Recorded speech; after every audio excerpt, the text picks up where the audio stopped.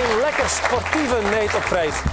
Sjoch even met mij naar deze beelden. Het is echt niet te beschrijven. Dit is echt onvoorstelbaar. In 1998 wie Sander van der Heijden, mooi een heel jong kopje. Toen wie hij erbij als speler en nu had hij als trainer zwaar dat Cambuur promoveert naar de Eredivisie. En de kansen, hoe gekker het klinkt, die binnen heel groot. En verder hebben we ook wat minder sportief nieuws van deze week. Ja, hij kent er nog, maar ik krijg het er net uit. Dus ja, ik heb mezelf ontslagen als trainer.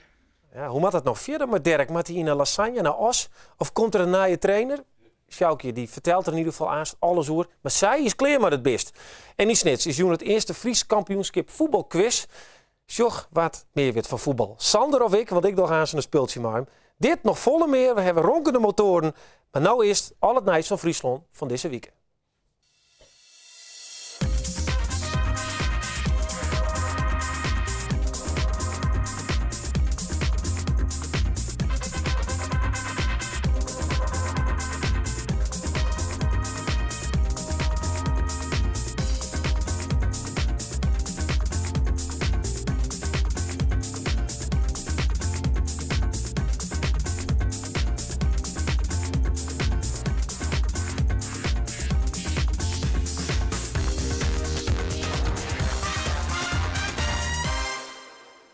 Voor de sportliefhebbers in Friesland wie het een weekend met twee gezichten. Vanuit het Neert maken Cambuur in één keer kans om kampioen te worden van de eerste divisie. Daar praat ik aan toe met Sander van der Heijden. Maar de week een chinvoller, want na een lange trainingsperiode kon de Dirk Buitenzorg hem deze week net kwalificeren voor een echte koers. Trainer Sjoukje Wagenaar zocht het net meer zitten en wil Dirk daarmee net meer trainen. Dus welkom hier aan tafel. En Jan Vincent is erbij, hij heeft een dubbele pet op, collega van de sport. En een Cambuur-kenner, dus ook is het uitlezen waarom Cambuur het zo goed doet. Maar ja, ik ben bestuurslid van de stichting Dirk Buitenzorg. En je moet dan op ziek naar een nieuwe trainer. Ja, ze zaten dus maar een groot probleem op. Oh. Zullen we even zien naar Toonsdie? Daar ben beelden van, daar staat zo van, nou, dit is hem net meer. Maar dan gaat het mis.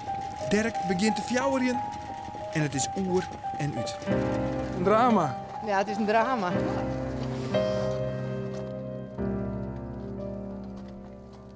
Ja, ik zeg daar toch een soort van snik nog op dat karken. Wie dat ik zei? Ja, ik vond wel, ik hield net verwachten dat dat gebeuren zou eigenlijk. Ik denk, nou is het klaar. Want hij brut steeds al uit en er ook aan het oefenen en van alles nou wat eraan hing je en de wan. En dan denk je, nou hebben we het klaar. En hij verraste me eigenlijk toch wel. Ja, toch wel wat? Want Sander, het heel Friesland als kind de moeite heeft te hebben met Dirk Buitenzorg. Die moest opleiden worden, is het John? Ik heb het redelijk gevolgd. Ja, dat was echt een soap. Daar moesten ze te dwan. De mensen zeiden van, nou, het wordt niks met het hinder van de slagtreden en dan toch als draafhinder. Dit wie het moment suprem eigenlijk, hè? Ja, eigenlijk al. Op een gegeven moment gaat Arjen Voort met de camera. Heeft er nog een Goel West? Nee. Ja, nee? Nee. Nee. Maar dat is een gepassioneerde vrouw en dan slaat het net. Ja, natuurlijk. Je vlokken wel een keer natuurlijk. Want je balen ervan als een stekker. Dan denk je, ja, hoe moet het nou verder? Ja, je kan net iedere keer als je in zit een partje begint te goepen. Nee, maar hoe lang is mijn werk nou? Vanaf oktober 2011. Oorlier. Ja, Oorlier. Oorlier. En dan wou je in Born op hoe vaak trainen? Nou ja, 5, 6 keer in de week voor de kara eigenlijk. Ja. En dan komt er op een moment, komt er ergens een punt in het weekend denk ik, van nou, dit wordt niks meer. Wanneer kwam dat moment? Nou ja, Toons is eigenlijk die gaat, wat moet ik nou nog meer uitvinden om hem wel aan de gang te krijgen. En nou, ik hier al contact al met Friesland. Ik zei, nou ja, ik bel je wel en dan hebben we het er wel even over. Dus nou, dat hele weekend toch hoe stenen. Ja, ik dacht, het moet toch maar oorste me toch maar een oorhoegeer, want ik krijg het zo net voor elkaar. Nee, maar in die hele carrière heeft honderden hinders getraind. En 2 is het net slag. Ja, dit is het is, Hoe teleurstellend is dat dan? Ja, je balen als een stekker. En dan ik vooral... Ja, maar balen, maar gaat het nog verder? Want ik bedoel, de kist gewoon heeft het nog voortsmieten dus, uiteindelijk. Als het er nou maar op host. Is het al even voor niks west? Nou ja, voor niks. Het is wel gewoon hartstikke mooi geweest. Dus alle filmpjes en iedere keer met televisie en mensen die dat sjuggen. En voor het hinder zelf is het hartstikke mooi geweest. Hoor, zie je nou al lang in de Zweedse Baltie zitten natuurlijk. Ja. Dus, ja. Ja, ik denk dat hij er ik verder net zo volle spiet van heeft. Ja, en hij heeft talent genoeg en hij kent het wel. Alleen, ja, het is wel een topsporter, dus hij moet zelf natuurlijk ik wel... hij moet het ik wel wollen. En ik krijg het zo net voor elkaar. Nee, Jan Vincent als programmamaker, een geweldig dramatisch moment, hè? Een dramatisch moment. Ja, geweldig. Ik bedoel, dit wil je toch zien als jogger? Het is een real-life soap en daar heeft vanzelf ook chinslagen bij. En dit is dan, ja, het chinslag. Spiedig genoeg, want de zoals het al en Sjouw keek. Het is een mooi project waarin je de drafsport bekender maakt en sneller insight. Hoe gebeurt dat nou? Wat gebeurt er nou? En dan ga je in je neder die het een smoel houdt. Ja, en daar is Sjouw goud voor. Ja, want waarom wie is hij zo goed? Enthousiast, spontaan en ja, gedreven met de sport bezig. Ja, beter kon wij net wensen. Nou, en die drafsport, dat het libben, dat blijkt ik wel. Want op het moment dat man die bekend maken waard in boppenslag, van ja, zo houdt het mee op. Ja, toen kwamen de mailtjes binnen. En ik wil even niet een mailtje erbij pakken, want dat vond ik zo mooi. Hallo Omroep Friesland, ik ben Ilse Zondervan, ben 12 jaar, kom uit Friesland. We hebben zelf ook paarden en ik heb zelf ook een paard. Maar ik heb een vraag voor u. Mag ik Us Derk voor u trainen? Nou, Scrooster zit je er, bij u in de studio. Hoi Ilse. Hoi. Spannend? Ja. Ja, hè? Ja, de Hester Bot maar bezig geweest, hè, met Dirk, dat ze er maar verder gaat. Klopt. Ja. Wat zoest er nog willen, met Dirk? Nou, voor in het loon, maar met haar sulky. Ja, gewoon voor de sulky. Ja, dat zoest hem zelf wel graag hebben willen? Ja. Wat vies er zo mooi aan Dirk? Nou, dat is dat draven kind. En ja, trainen is natuurlijk wel dreigen uit. Ik zal Huid nog even een vraag stellen, want je hebt hienste familie, hè? Maar kun je met wat hebben? Nou, in principe wel ja, er is ruimte voor. En nou ja, als iets kwallen komt, dan zou ze in principe trainen kunnen. Maar Maar het zo'n toptrainster het net opreed? Nou ja, dus Ilse wilde graag bij Berry en ze krijgt van mij de kans. Oké. Nou, we zullen wel eens zien. Daar is nog een cadeautje voor een mooie naam. Het is net Tiender. Dirk zelf nee, het is net een hinder. Ja, misschien zei ze ik wel wat muttig erbij. Nou ja, pak het er maar even bij. Ja, ik heb een broekteaser van Us Derk. Nou, dat krijg je in elk geval. Want dat hinder, dan kunnen we die nou net thuis zetten. Want Jan Vincent, hoe moet het nog verder? Er binnen soort reacties komen, dat zou je al onder de oren van Ilse. Maar ja, je hoort het net voor mogelijk. We hebben het zelf ook nooit dacht. Je wordt hoe stelt. Facebook, Twitter, mail. Iedereen lijkt het wel maar Us Derk in zee te wonen. En dus zo ze er blijkbaar wel wat in. We zijn in Briet. Moet er nog wat geheimzinnig goed van, want we zijn er nog net uit wat we doen. Maar het is echt, verdijst echt kleer nou. Nou ja, er moet gewoon... er moet iets verorien, want zoals we het nou toch, krijg ik het net voor Maar we heeft het nog heel die toer. Ja, we. Nee, maar de heeft zo'n is hem opgehoord. Dus ja, maar we zijn toch meisje mee... Oké, de blues bij het project verbonden. Ja, tuurlijk. Maar mooi oor. In ieder geval als fan, dus dat... ja. Ja, want dat het is Us, Nijmegen, ja, het is toch wel Us project zo langzamerhand. Want wat heeft het voor die budget, als dat zo wat geefversie kist, die oren leert? Ja, het is gewoon hartstikke leuk geweest eigenlijk. Gewoon gezellig en je komt alle mensen in die enthousiast zijn en die het mooi vinden. Ja, mooi eigenlijk. Ja, is het ik mis haast? Nou, nee, iedere keer met die camera paden mis ik echt net. En de druk? Want wie kennelijk druk, juist? Ja, natuurlijk is er wel druk. Ja, maar als hij nou net van Friesland is, of er zit ik in meestal net in en jou ik mezelf ik altijd heel erg volle druk. Ja. Want ik wil gewoon dat het kleer komt. Dat heb ik met met al die beesten. Dus dat is het is net specifiek meer druk nou. Het is wel, ja. Nou, we zullen zien hoe dat gebeurt. Hè. Jan Vincent, de hartstikke beheerd, hè? De missie is nog net slagen. Ga mat de baan op en dan is het slagen. Oké, nou ja, daar komen dus nog een heel soort afleveringen van. Even een oorvraag aan die. Wie het nou voor die opmerkelijke dat zij hem ophoudt, of dat Cambuur nou in één keer een titelkandidaat is? Wat wie het? Beide lieken opmerkelijk. Ja, dat kan ik wel zeggen. Ja, ik gebeur alle keer opmerkelijke dingen, want dat Alfonsatsi niet in voor het stuurt werd bij Cambuur, dat vond ik al opmerkelijk.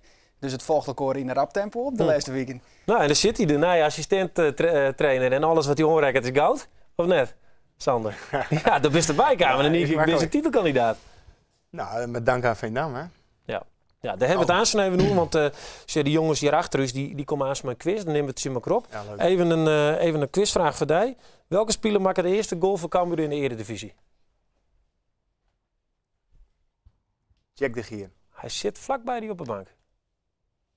Jan Bruin. Jan Bruin. Bruininho. Ja, en waar wist het ik? Ja, go ahead. Go ahead, ja, bedankt Jan Vincent. Nee, want dat maar waans de zek dan, hè? Ja. Maar ja, de Eredivisie dus. Hoe leeft dat bij Ja, jou? dat is mooi. Hoe het leeft. Het begint wat te leven, ja.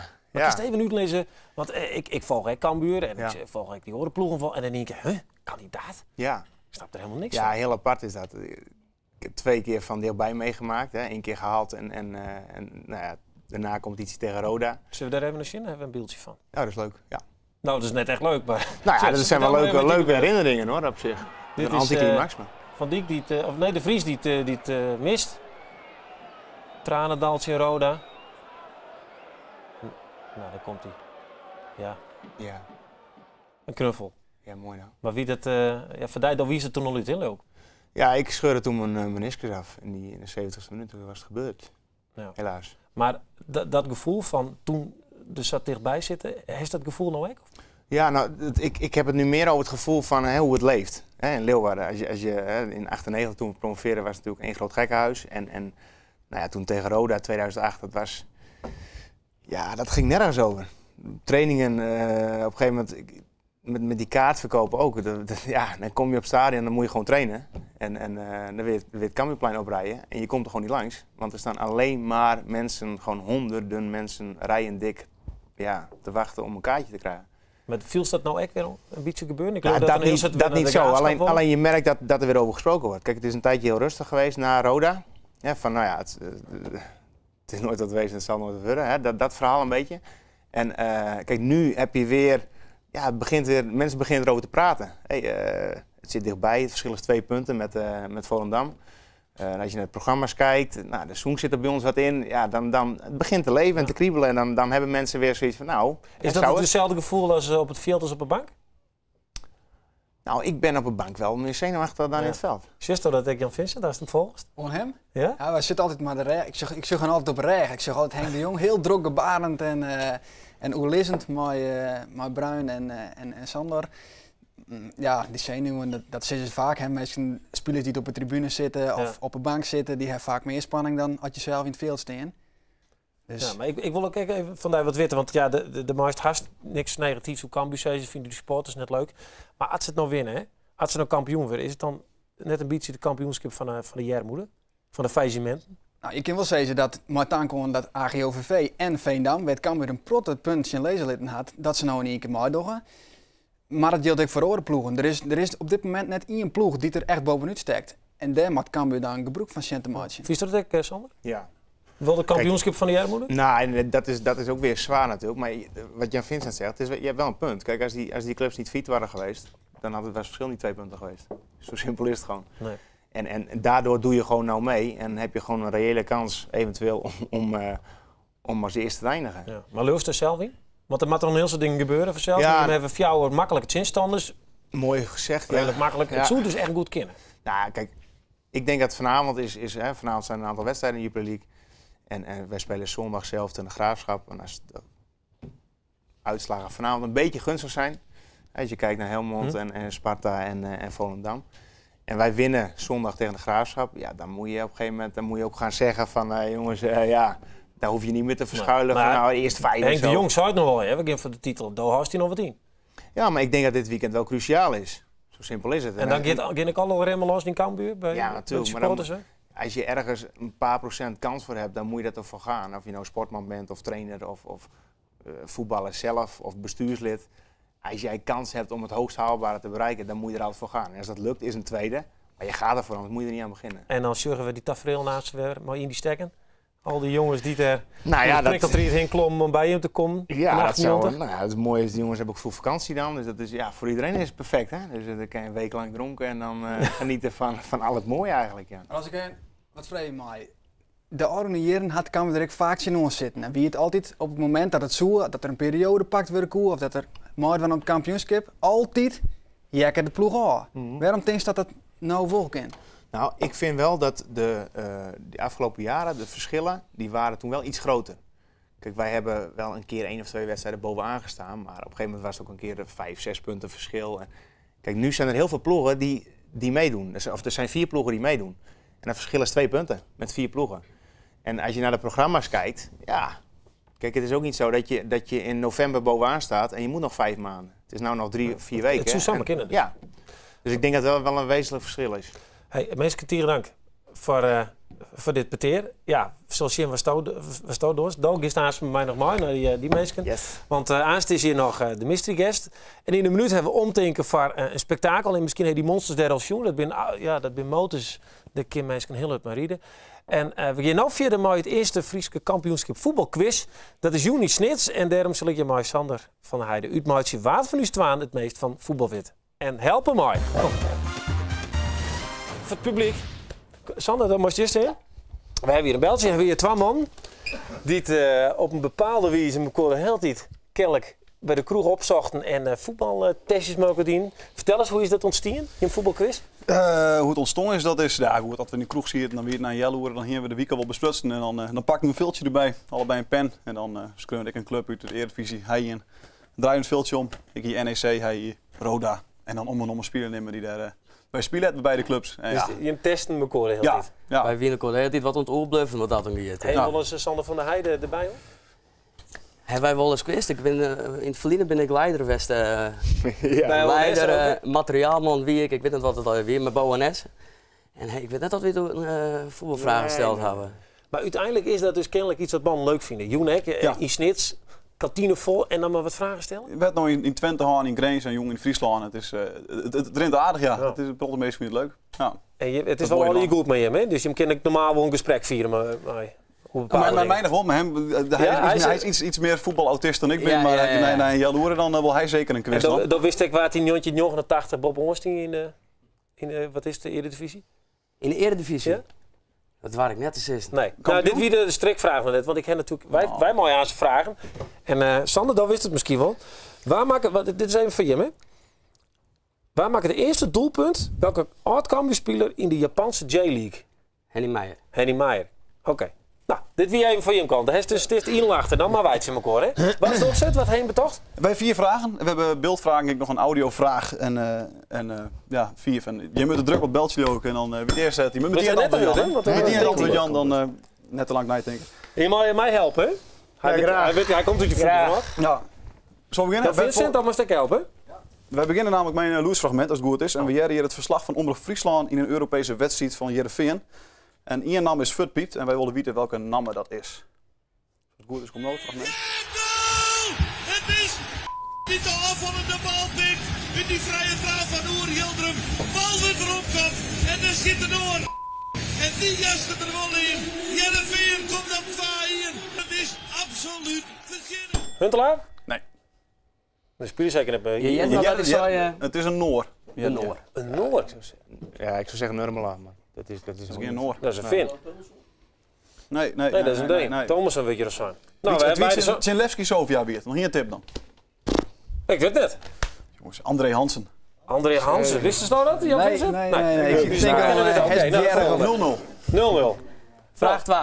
Wij zoeken nou een plaatsje met 2 spelers erop. Waar ben dit? Allebei, hè? Allebei, ja.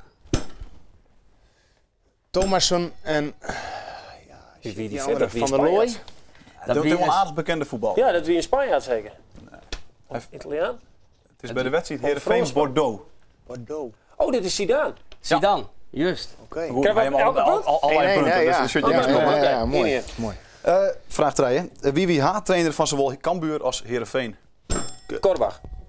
Ja! 2. Ik zou het zeggen. Nee, vlokken mooi net. Nee. Dan geef je nog een vraag over... Nee, die hij net. Heeft er een mooie uitspraak van Korbach? Nee, ja, ik heb wel een mooi verhaal, maar dat duurt te lang. Oké, duurt te lang. Een vraag over de derby. Heerenveen-Cambuur. Waar weer de laatste speler van Cambuur dit in de Eredivisie scoorde in deze derby? Sander van der Heijden. En ik wie erbij. Sander van der Heijden. En dat duurt, ja, ik zie het vaak. Ja, mooi. Hebben we er een bewijs van? Ja. Komt-ie. Ja, en dan van de bal. Oh. Heerlijk. Geen been. 1-1 was dat. Ja, de 1-1. Hoeveel is het eigenlijk worden? Hij veld hier in water. Ja, wel een verlies. Nou, weer een mooie wedstrijd. Laatste vraag. 2-2, hè? Nee, ik sta ervoor. 3-1. Nee, 2-1 stik voor. 2-1, toch. Gidi, welke eenmalig international van Oranje speel je voor de 4 profclubs van het noorden? Cambuur, Heerenveen, Grains en Veendam. En ik nog voor Ajax. Shit, dat is mijn oude trainer zeker. Hij speelt nog bij ONS. Dat zei ik weer Henny Meijer. Henny Meijer. Henny Meijer, Ja, oh, zeker. dat is mijn oude trainer weer. Ah. Nou, 12. Shootout? Shootout. Ja. Dan gaan wij naar de laatste vraag. Je moet er 2 spelers nemen. 2 keepers van Cambuur die het ooit een goal maken in de Eredivisie. 2 keepers. Shit. Het wie in de treien. Ja, eentje kennen we wel allebei. Ja, Wim de Ron. Wim de Ron is goed. Oscar Zelster. Nou, dit hier, hè? Sander, we staan er winnaar, jongen. Applaus voor Sander. Mooi. Laten we zitten. Leuk. Nou, jongens, bedankt. Ja, Jong, hoe laat? 8 uur. 8 uur. ONS, kantine. Elke keer nog komen? Elke keer nog komen. Ja. Oké, nou leuk. Had het zo leuk is als eerder dan, en dan 80 vragen, toch? 80 vragen. 80 vragen. Ja. Oké, fantastisch. Blijf even stil, want je mag me helpen. We gaan nou naar de mystery guest. Die zit te popelen. Nou, dan heeft hij hier een pet op. Stel eens een vraag. Ben je een man? Ja, Ben je ook sporter? nee, Nee, zit je al in de muziek? je wist. Je wist. Ah, dat begint te dagen. Weet je al een vraag? Nou, ik ga eventjes naar deze kant. Heeft hij hier een idee? Is het de Roegelband? Taal. Is dit een zanger van de Hoenekop? Ja, Daar heb ik gehoord. Hey. Hey, goeie jongen. Ik denk een pet op. Of het is een soort van camouflage, maar hij heeft hem altijd op. Ja, ik kan me regelmatig op. Waar ga je zitten? Jongen, hek. Maar dan, het klomp hem... Ja, klopt. ja, Weer dit door. vind ik wel, Ja. dit vind ik wel mooi. Ja.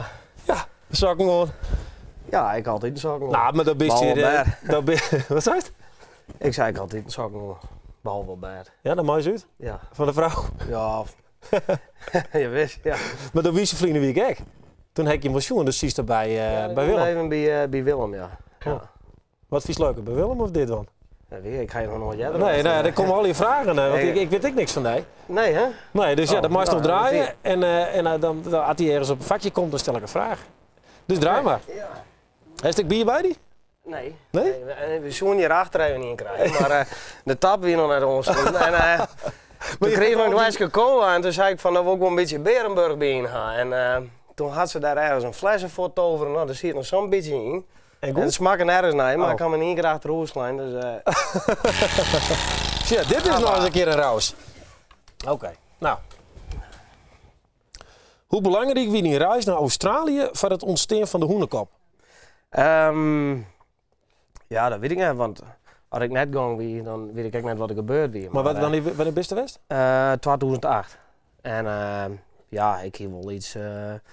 ik had een pruttige muziek luisteren van Hank Williams III. Ik een cd van kreeg, daar is het een beetje mee begonnen, zeg maar. En ja, ik heb toch een beetje het gevoel van, als mijn mensen praten in het boedeland van, nou, waar komt wij? Nou, ik kom in Nederland, maar... En dan had je toch een beetje een gevoel dat bijwist wordt. Dus dan krijg je wel wat meer waardering voor waar wij komen. Zeg maar. Ja, wat dan? Dus, wie het net leuk in Australië of zo? Ja, wist wel. Ja, tuurlijk. Ja, hartstikke leuk in Australië. Aan het backpacken en zo? Ja, we hebben een auto gekocht en toeren en zien wat er gebeurt. Maar ben je hem daarna pas de hoenekop begon? Ja. Dus het idee wie eigenlijk... nou, ik wie altijd wel wat bezig met Frieske tekst en wie zo, een oude hoeren. En dat wie de hoenekop in principe ook. Maar ja, dat is nog heel wat oors worden en nou zet ik hier in één keer. Ja, maar dat... volgens, want zie die famkes daarachter, die koen hè? Ja, hè? Hij wel eens bij hem geweest? Op hem optreden? Ja, dat gaat echt niet. Ja. Bij hem. Ja, of ik nee, ja. Ja. Nee, dat vrede. Ja. Ja, zaterdag ook wel, ja, ik altijd nee. Dus, Maar nog even een vraag, hè, want dat vond ik wel mooi. Daar is een vestigingskreun over leuk voor thuis? Ja, LFT. Ja, ja LFT, ja, dat vond ik geweldig, want ik heb ook wel maten in de bouw.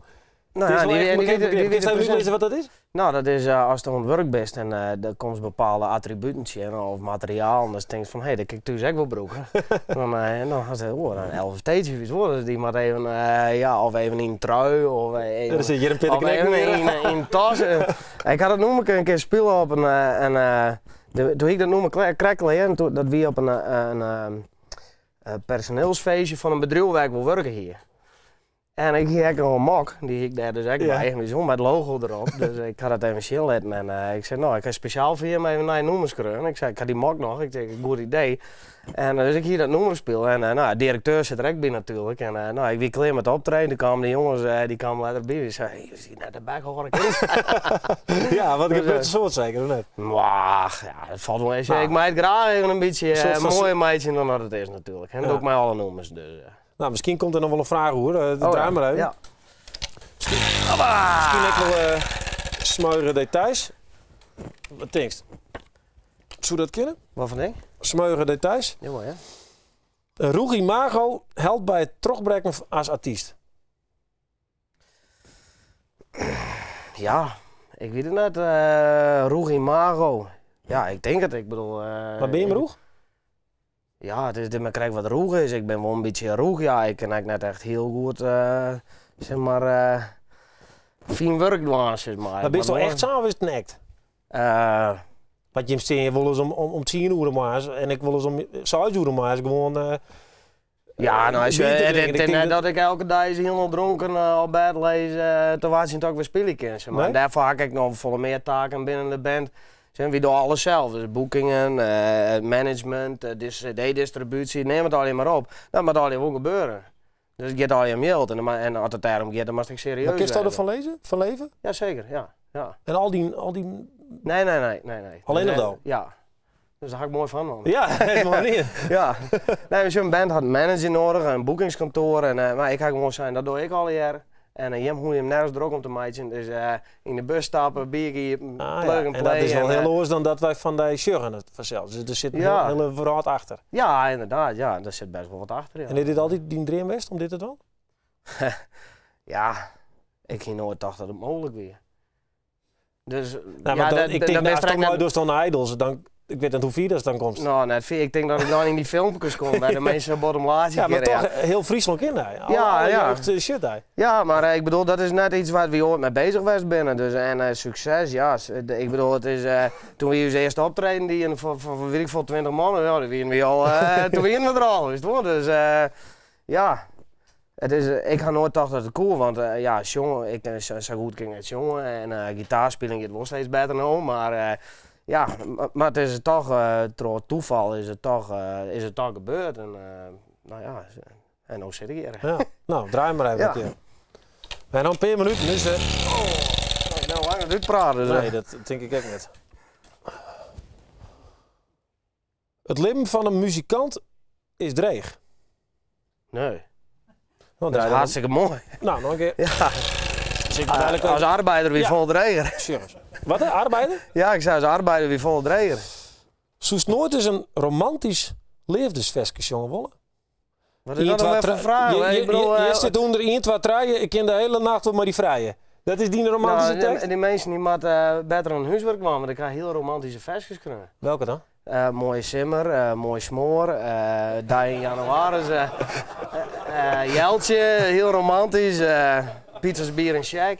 Wat? Pizza's, bier en shake. Ja. Nee, is toch enige romantiek. Maar hij is dan een vriendinnen? Jazeker, ja. En schroef je een vestje van haar schroef? Voor haar persoonlijk? Nee. En als dat waar moest, dan zoest dat schreeuwen? Dat zit eigenlijk net op de waardje, denk ik. Ik heb ook een clipje gezien van dat toch te biersoepen en dat er dan een persoon naast die zit op een bank, een vrouw-persoon. Ja. Die vindt het net zo leuk. Nee. Er zit iets dwars. Er zit iets dwars. Maar ja, dat kun je op meerdere manieren bezinnen. Er zit iets dwars en ik moet reden wat het is. Het is man zijn van er is iets aan de hand, ik krijg een quiz, daar gaat net in de gaten wat is er nou. Ja, en dat is er nou. En dat is denk ik een beetje romantiek. En dat is nou juist het probleem. Hij snapt het net. Nee, dat is bij mannen denken we vaker zo. Ja, dan ben je heel lang stil. Ja. Nou, het zit erop. Nou, dan mag je die vragen nog wel even lezen wat voor oren dingen er nog tussen zitten. Ja, ik vond het leuk dat je er wist. Ja, ik vind het leuk om te wijzen. Oké, applaus voor Emiel. Wat is de achternaam eigenlijk wel, Emiel? Emiel Hoenekap, hè? Emiel Hoenekap. Oké. Ja, dan geven we nog verder naar wat roegs, want er staan een paar van die grote motoren en daar rieden ze echt nog op en daar is omteken voor de minuut. Daar spelen we echt nog. En Hoenekop treedt er ook nog op. Ja. Of net? Ja, we sneuren. Nou, dan komen we mensen in actie. Ja, vertel eens. Ja. Nou ja, we zijn van het oldtimer evenement in Horstensweg. Dat is nou voor de 18e keer in het nou. Ja, we zijn heel iets begonnen met heel klein legertentje en 4 motorfietsen en een stuk of 3 trabanten. No Shirt is na de TT is het grootste outdoor evenement van Noord-Nederland. Ja. En maar de Hoenekop dus als hoofdact? Ja, dat ken het. Hij kent het net beter. Ja, en wat zijn dat voor apparaten die je staan? Nou ja, dit is het waar binnen van de zwarte raceaukom van Oude Hoenier. Dus een motorfiets van hout. Nou ja, bedenk het maar eens. Ja, en die race je echt mee? Ja, die race je echt mee. En het is een kool op een motorfiets.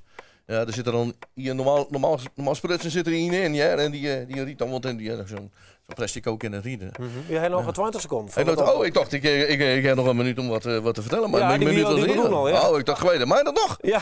De oldtime evenement de Horstenswagen op Hemelvaartsdag. Klassieke motor- en brommerraces, oldtimers, vliegtuigen, quadstrijks, minicamps, grote veiling, onderdelenmarkt, silly games, heel veel lokale, regionale, nationale artiesten, bier, patat en rock'n'roll de volgende ochtend. Paracetamol. De hele Hemelvaartdag onder de pannen met de hele familie voor een prijs te keer voor bij de Efteling nog niet eens parkeren. Vuurvreters, mag ik een ijsko, slangenmensen, straatartiesten, dat standbeeld beweegt. Dat is niet meer. Paramoteurs, een motorfiets en een vliegtuigmotor. Bier! Had ik al bier gezegd? Oh. Ja, nou dat weer hem. Jouw weer een kleren, hè? Mooi. Nou, dit weer hem. Ja, mooi. Heuken in Horst. Deze kind dit wie niet. Onnijwieke vreed. Bedankt, hè?